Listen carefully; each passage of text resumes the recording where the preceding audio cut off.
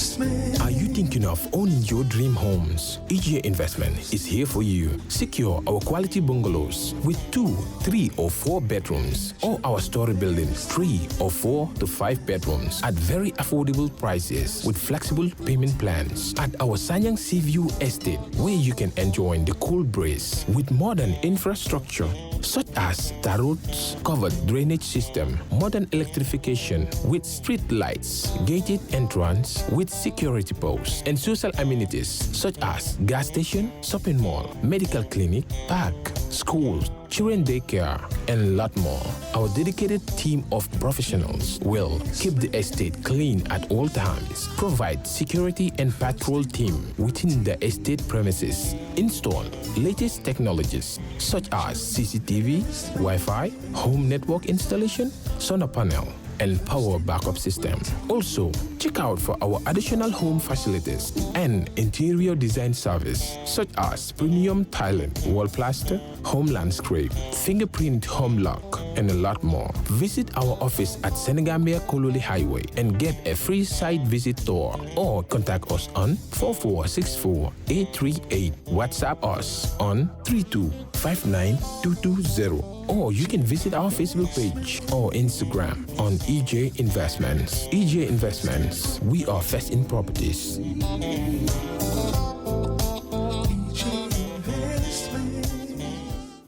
All right. Honey, did you remind him that the last time he sent the money, it was not enough to buy all the provisions? Oh, sorry, I forgot to tell him. Are you guys talking about money transfer to buy provisions? Yes. But don't you know about Baluwo? Baluwo? What is Baluwo? Baluwo is a service that your son can use to send provisions directly to you guys from the shop. And you don't have to worry about the exchange rate. Tell me how Baluwo works. It's very simple. Just log on to baluwo.com and shop, or download the app on your phone. You can shop on the website or using the app to buy online basic products for your family and friends. With Baluwo, you decide what your money is spent on. Your money, your choice. Buy online products for your family and friends in the Gambia, Senegal, Nigeria, or Mali. Baluwo, better than sending money. Good morning to you all members of the press. Good morning to my colleagues here on this table. I would read a statement, and then if you have questions, we will, any of us on the table would answer, and that will be it. We're expecting it to be a very short meeting. So let me read the statement.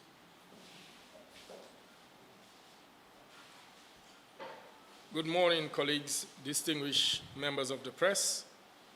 International Access to Information Day, previously known as Right to Information Day, is held on the 28th of September every year. The day is commemorated in recognition of people's right to access government-held information and the importance of citizens' access to information in promoting transparency and accountability. As the commemoration of the day gained momentum in 2015, UNESCO General Assembly declared September 28th to be International Day for Universal Access to Information. And in 2019, at the 74th UN General Assembly, 28th of September was proclaimed as International Day for Access to Information. Today is indeed an important day for all Gambians. It is a day that is commemorated to remind duty bearers, the government, of our right as citizens and taxpayers to access information on what they are doing and or not doing, the challenges they face, and how we can all better participate to make our country a better place.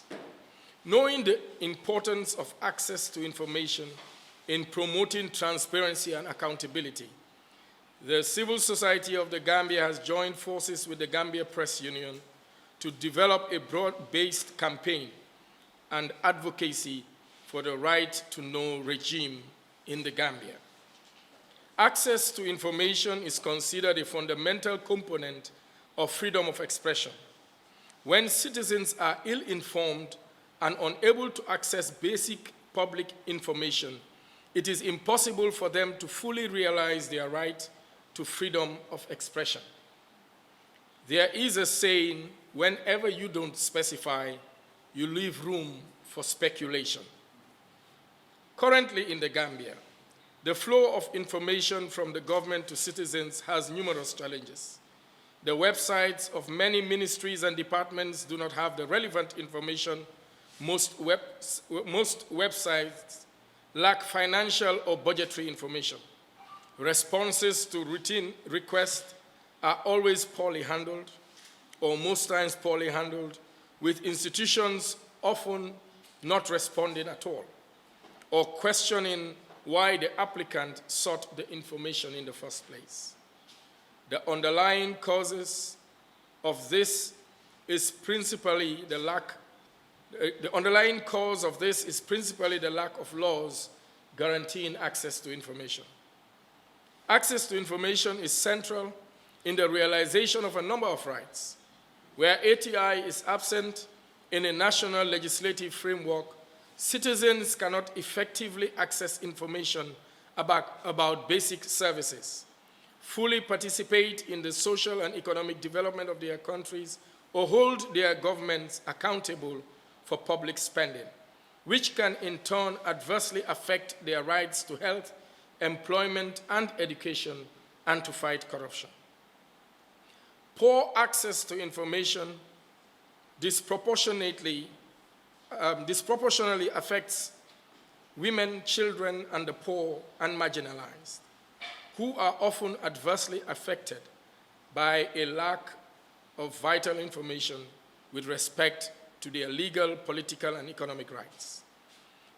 It further negatively affects economic growth and development, where inadequate mechanisms for sharing information are often attributed to slow progress.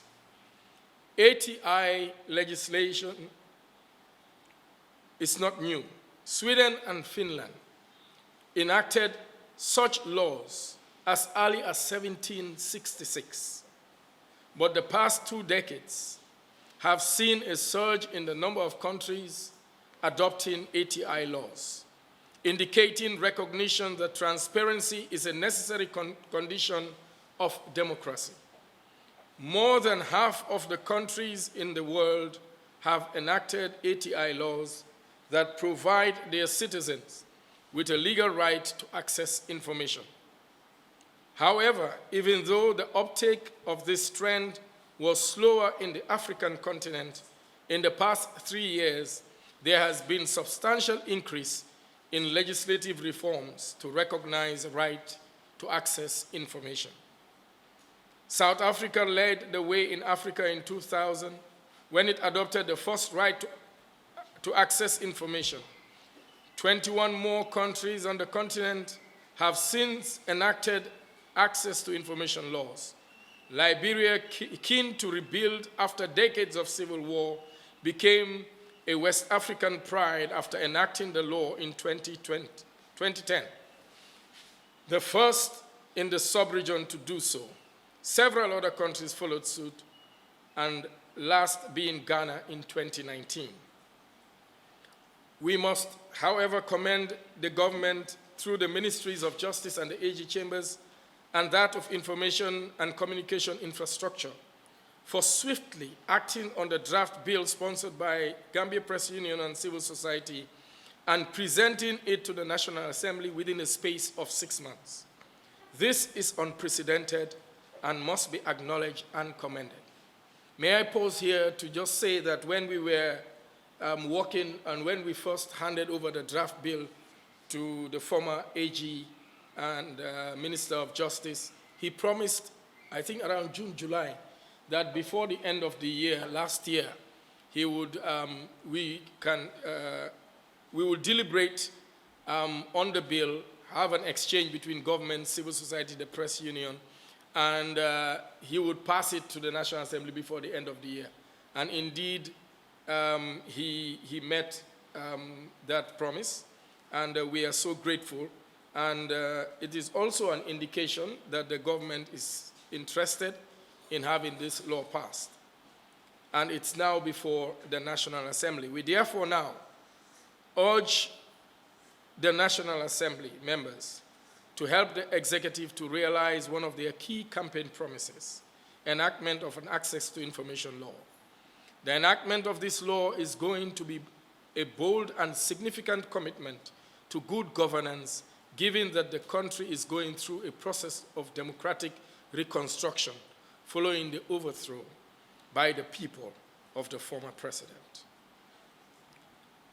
As we anticipate the passing of this law, we encourage members of the public to participate in the process by asking the relevant questions and making use of this great opportunity. With this, I thank you all for your kind and keen attention and pray that God will continue to bless the motherland, the Gambia. The access to information bill, or the draft access to information bill that is currently before the National Assembly, comes with time limits and cost provision also. I mean, I can't state offhand, but there is a timeline that is given when you make your request for access to certain information from any department or any ministry. There is a time limit, so it's not as if it is open-ended. When I lodge my request for information, it takes forever, or it's at your own time to give me that information. No, the law is given time limit, and if that time is violated, like I said, we can still rely on that same law to challenge that ministry's response at the level of the court.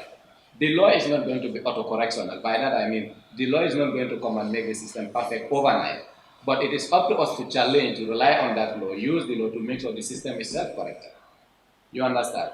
The fact that the law has limitations, has timeline to say when can that information be given to you. I mean, certainly there may be some times where you will have some challenges, but where challenges and those challenges are not adequately communicated to you or are not adequately justified, you can go further to test the courts, rely on that law to challenge that ministry at the courts. So in a nutshell, the law has time limits. And if you look at our communication, we are not just saying people should have access to information, but people should have access to accurate information and timely. And that time factor has been taken care of in the bill. And when it comes to the cost, for a greater majority of certain classes of information, that because information is also classified, there are certain information, processing such information by the government is going to involve cost. So what the access to information bill is saying is cost recovery. The government is not supposed to use the access to information bill as a money-making avenue out of the citizens, no. But where the government is incurring costs to produce an information, that cost should be minimal and should be borne by the person who is requesting that information. But for certain classes of requesters like the media, because the reasoning in the bill is journalists don't ask information for themselves. They ask the information for the wider good of the society. So journalists should be exempted from any fees, whatever, whether you incur costs in processing that information or not by the level of the government. The journalist must not be made to pay for that cost, because the information that they are asking for is the information that is eventually made for the citizens. I don't know whether that's clear. So journalists are exempted according to the bill as it was. If there is no changes, journalists are exempted from any cost, any liability for the information that they are asking for.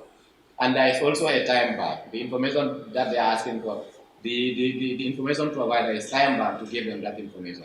So your concerns are well noted in the bill. As soon as we get there, when we like I said, when we get to the enactment phase, when we are campaigning for the implementation, all these things will even be more clear. But for now, the fight and advocacy is, please get us our bill. Give us a law that we can rely on to pass on the information. But in that law, inherent in that law, are the timelines, the time limits, the cost provisions, and all these things are catered for. And I want to buttress one of the points that Chairman said earlier, which is also coming out in your question. Access to information is not just a tool for journalists alone. Access to information is a right of every other citizen. In fact, in countries where you have access to information, research has said that journalists, the media, are among the minimal users of access to information. For the reasons you said. Because journalists work on deadline. Usually the timeline that is given to the ministry or the department to respond, by the time they respond, your story is almost stale, or people have known about that information. So journalists are not the biggest users of access to information because our deadline and the deadline that is in the act are different. And we cannot make sure, we can't just tell government that access information today, it must be provided within 24 hours. We all know government systems are bureaucratic. It takes time to process information. Because of that, by the time they give you the information, you, in fact, get an better. You understand that kind of thing. You've gone out. They are not denying you, but they have the legal right to make sure they take their time in processing the information. And just to portray the fact that access to information is not just for journalism, it's for every citizen. Our right to life, my right to life would have been meaningless when I don't have access to information. My right to food would have been meaningless when I don't have access to information, access to where I can get quality food from. So you realize access to information is for everyone, for the civil society, for the academia, for the woman and the family, for cross-section of the society. And that is why when the GPU was beginning the campaign for access to information in Uganda, we brought together all the civil society players. Some civil societies are interested in transparency, some accountability, some women's rights, some children's rights, some education, some research. All these people have a stake in an access to information regime, and that is why all of them were brought together when we are having the campaign for access to information, and gladly they all supported. Because even internationally, the campaign for access to information was broad-based. It was not just led by the media. Because the media, like I said, is not just the biggest users of the law. The law is for everyone. The fact that GPU is championing it doesn't mean it is just for the journalist. Doesn't mean it is just for the media. The law is for everyone. I think part of the advocacy going forward, and journalists and everybody should come on board with that, is that we need to also encourage the goodwill of public officials.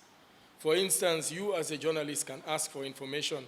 If the law says 2 weeks, and you, the public official, you have the information readily accessible, why not just make it available? But if you do the thing that, then better problem. Law been 2 weeks. So you keep it until the 14th or 13th day to give it out. That's not good. So sometimes if the information is there, and that's part of the advocacy, that we have to, as Gambians, have goodwill for one another, goodwill for the public interest, so that even if you are a public servant and the law says this and you are able to make it before the time, you should be able to get it out. So part of what we need to do when we are sensitizing and doing advocacy for the implementation is to tell people these are the things, that because the law says this, if you can give it within the time, give it. Don't wait until, the information is extinct. And as I said, the saying that goes that if you don't specify, you leave room for speculation, is true. Most of the problems that we have, you see now the police is becoming more and more proactive in giving out information. Sometimes, yes, we are saying, well, it should have come earlier. But you see, there is some progress that pressure has brought on to bear. So if the ministries are beginning to voluntarily come out with information, there will be very little room for speculation and all these rumors. So it is even good, because I remember when we talked to the Minister of Justice, he said, this is good for us also, as government, because it will help to get rid of some of the rumors. There is a contract signed. Nobody knows about the contract. Oh, there is some 419 happening. There is some bribery. But if you know it's your responsibility as a public official to make it known when the contract is being signed, then you kill speculation and rumors. It's regarding the statement that you just made, the sensitization for implementation is one thing. We are going to there. You are talking or alluding to some sort of sensitization which will be coming. Can you tell us more? Because why all that? Most people are of the view that this is for journalists. It tells you that the people haven't taken ownership of this bill. So how are you going to be able to turn it around so that the people know that this is not just a bill for just journalists? What's sensitization? Have you got a plan? Well, that's a very good question. In the next week or two, the Coalition on Freedom of Access to Information will be doing a nationwide caravan, going to every region, telling people about freedom of information, what is in the works now, and what people need to know. And the people we are engaging are public officials, the general public, all stakeholders, just to know that this is coming, and how are we as Gambians to prepare ourselves to make use of it. So in October, maybe the second and third week of October, there will be a nationwide sensitization on freedom of information. It's not going to be the only one, but this is the start, so that we don't wait until the law is passed, but even before it is passed, because we want people also to engage with their National Assembly members, to ask questions, when is this coming? Because the more we do that, then the more people see the urgency of having this law, but also to have the law, and as we said, and it's not being utilized. You know, a lot of students, a lot of NGOs sometimes have just given up on getting information from government departments. But it is good for us to know that, well, with this law, when it comes, you could go and get accurate information, rather than going to Google that maybe the information there is even outdated. You know, so this is, but the caravan that is coming in a week or two will be key in bringing some initial sensitization to the general public. When we go to the regions, we are going to talk to the regional authorities, because there are public officials there, how they must be ready and willing to give out this information that is of public interest when the law comes into force. And even before the law comes into force, I think we could begin to have this engagement and even give out information. It's public information. Let people have access. I think one of the concerns, you know, from the other side is that sometimes this information could be abused. You know, abuse is everywhere. But when abuse also takes place, you could have laws to address abuse. But you cannot take abuse as an excuse of not having certain laws. You know, there are laws to stop criminal behavior, but people still find way to be criminals. All right. Okay, any other before we close? Well, if not, let me thank you very much and re-echo my sister's apology to you all for the late start. But we thank God we are able to have this, and I hope you have enough information. We will give you the press statement, and it's good to know that we have a courtesy call with the Minister of Information and Communication Infrastructure very shortly after this, just to keep the engagement, Civil Society Press Union and the Ministry, to tell them that we are partners in development and we are ready to work together for the welfare and the well-being of our country. So we also thank the Minister for opening his doors to us, as he has done before, so that we could have this engagement. With this, I thank you all very much for coming, and have a very wonderful rest of the Monday. When we touch down, better broke down.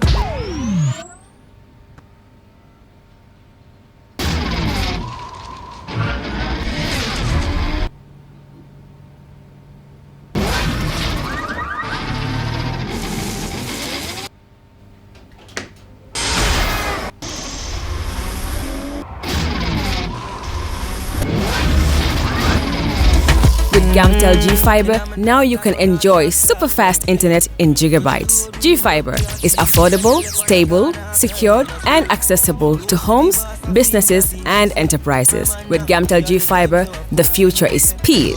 Gamtel, creating a brighter future in communication. So she became mine and see the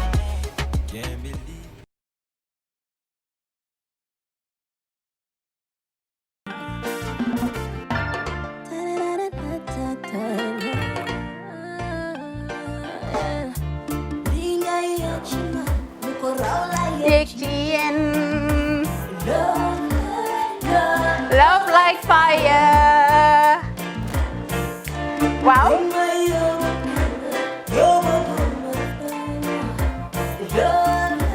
Love like fire. Xam ngeen rek affaire bi xam ngeen fan la? Skincare la. 2020 lañ wax de. Waaw. Fii nag mooy Kerr fan, Kerr zero tache. Perfect skin. Skincare saa su ne rek niñ ko dee defee rek. loo lañ soxlaati rek maanaam bu ngeen am problème ci seen skin yéen xam ngeen fan la fii ngeen di ñëw suma xarit yeeg am di jàmm yi nga xam ne taas daf lañ sonaloon xam nga doon xeesal ba la ka xum éneewuma lañ ko nag waaye just in case comme ni ko gars yi di waxee rek en cas just in case loolu xew xam ngeen fi ngeen di ñëw Skin Care Plus si yu baax rek la ñoo dox nag ay baax rek fu ne la ñoo dem ci réew mi di lañ indi rek nag products yu baax du Paris du Italie du USA du fi mu nekk nii sax boole nañ ci nag Sweden fu nekk lañ leen a indilee products bu dee tamit nag da nga ñuul rek ñu lay jamaa natural beauty that melanin dripping we do have stuff for you as well emuñ si skincare products rek ñu ngi ci cuub yi tamit fu ne la ñoo jaar in fact sax last commercial bi ñu defoon waxuñ leen woon ne dañoo dox ci ay kawar 9A grade rek nag waaw we do have bundles as well hair si lu ne la ñoo dox ñun ñu ngi ci rafetal jigéen rek luy taaral jigéen rek waaw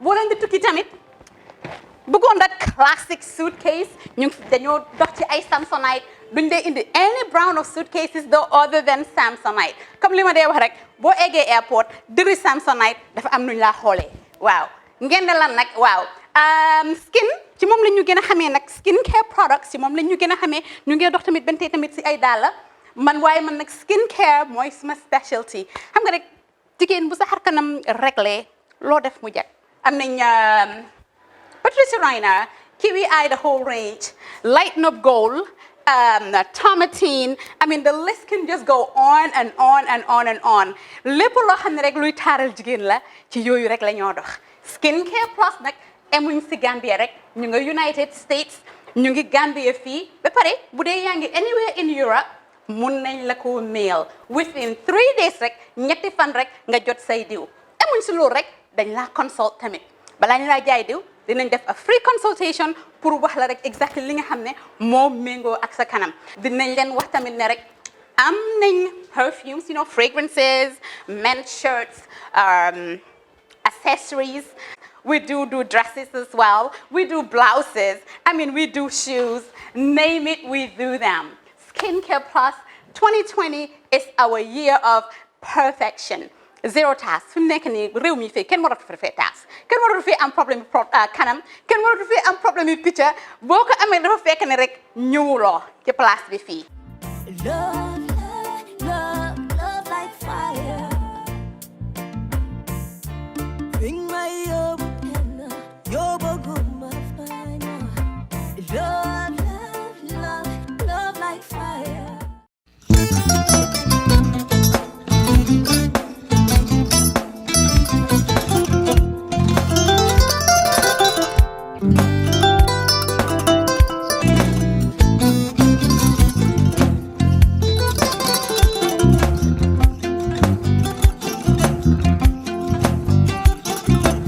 I get it.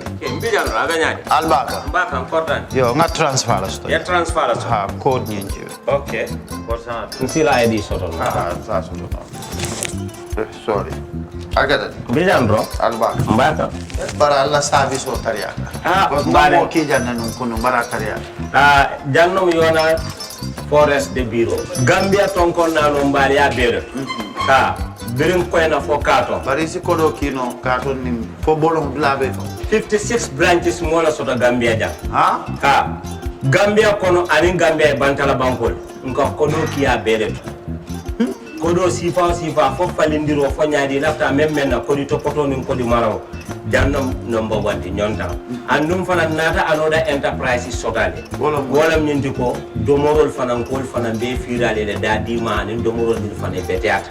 Gambia dawda yalo ngam fa kendol sotale je. Wo mo yo diat.